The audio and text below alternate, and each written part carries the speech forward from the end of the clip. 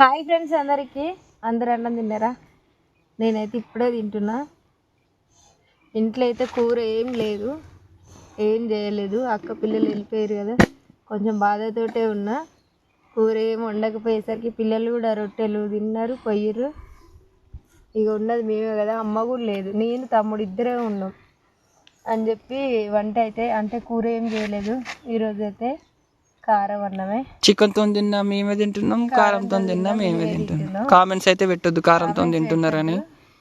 ఎందుకంటే ఉన్న రోజు తిన్నది మేమే, లేని రోజు కారం తిన్నది కూడా మేమే. చికెన్ రోజు అట్లా కాదు, చికెన్ తోటి తిన్నప్పుడు వీడియో పెట్టినాం, కారంతో తింటున్నప్పుడు కూడా వీడియో పెట్టినాం. మీరు ఏమనుకోవద్దు.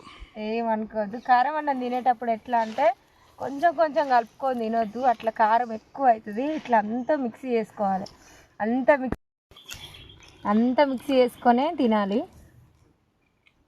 అట్లయితే కారం ఉన్నది.